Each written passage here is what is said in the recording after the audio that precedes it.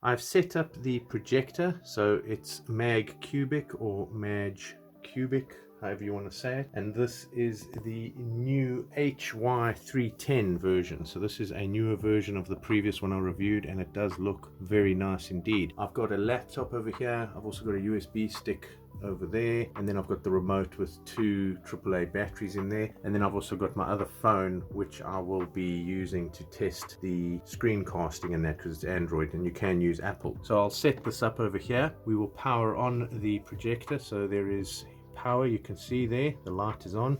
This is the power button. You've got HDMI, USB, and then everything else is via Bluetooth and Wi-Fi. So what I'll do is I'll switch it on. So that's coming on, as you can see there. I'll place it down, and the screen is quite big. I'll just bring it down a bit. So that's running, and you can hear the fan if I bring the camera near the fan. So that's the fan noise. It is loud, but not too loud. And here we can see it's auto tuning the screen and auto focusing and everything, and then it's come on and said the Bluetooth remote control connection. So you have to hold left and right on the remote together, keep it down, this light will flash, and then you heard that sound play from the projector itself, which means the remote is now paired, and now what it wants to do is connect to a Wi-Fi.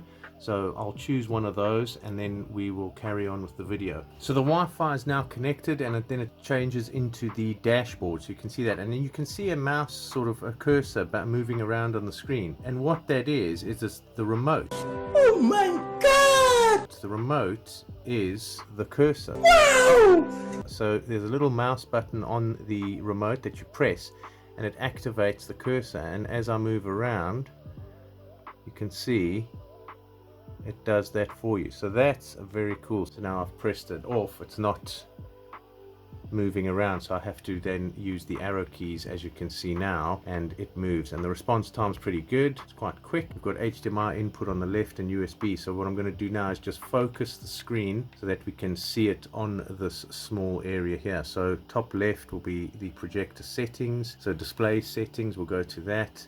We've got brightness, contrast, hue, sharpness, all of that. Let's go back. Okay, so we want to go to scaling, so I want to bring that down so we can see that.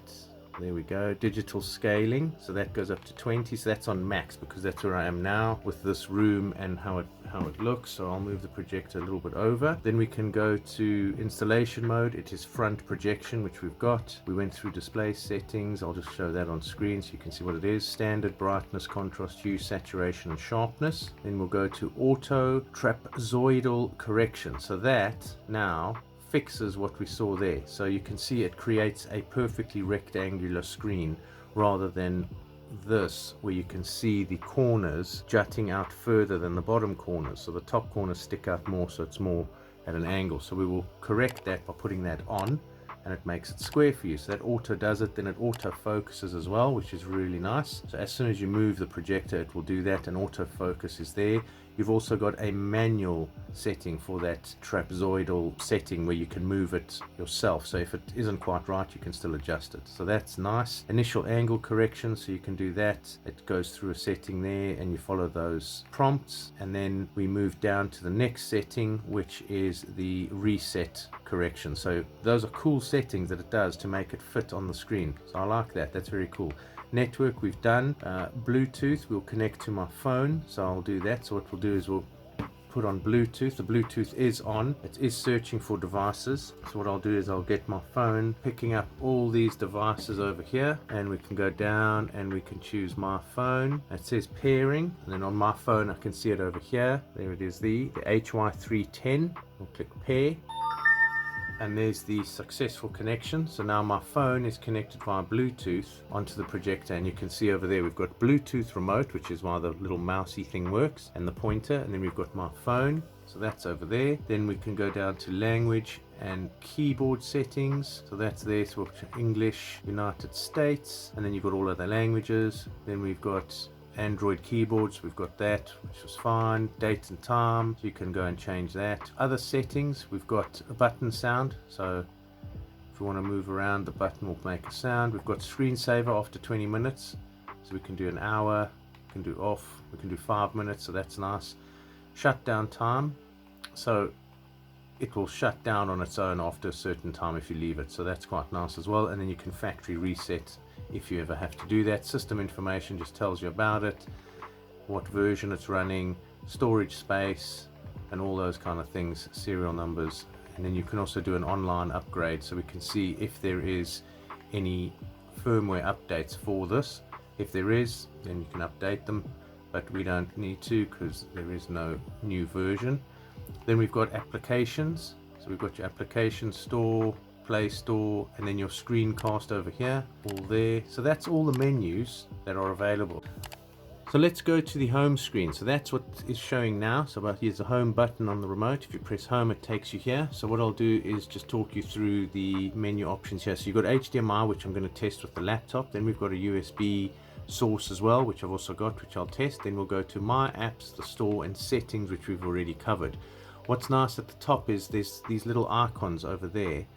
The first one looks like a little broom, so if you press that, it basically just clears out any cache or any apps that might be running in the background and frees up some memory. So that's nice to sort of keep things running smoothly. Then over here we've got another little button which you press and it will show you a background, so you can put that on if you want.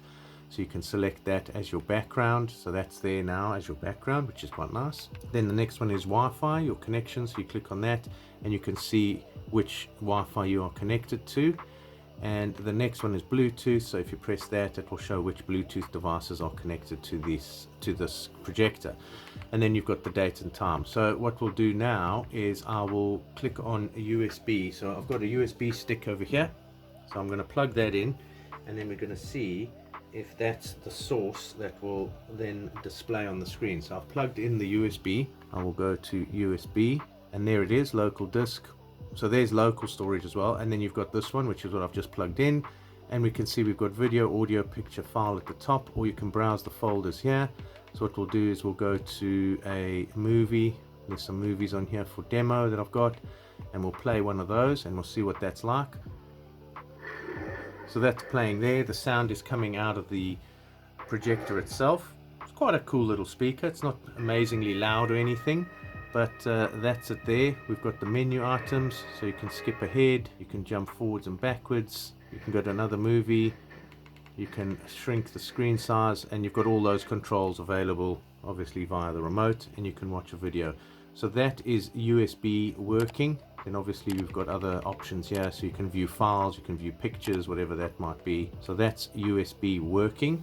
What I want to do here now is try and connect the Bluetooth to a Bluetooth speaker. So I've got a Bluetooth speaker here, which I will turn on.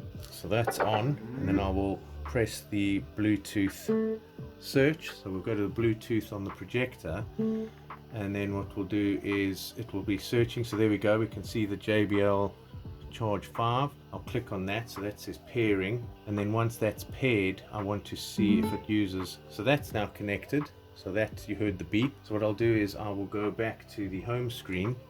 We will go to the USB source, we will go to the folder where the movies were, and then I want to play a movie and see if it comes through the Bluetooth speakers, which it is. So as I move it, so there we go. So that is working. It's very cool. So let's go to the next one, and I'll put the volume up using the remote.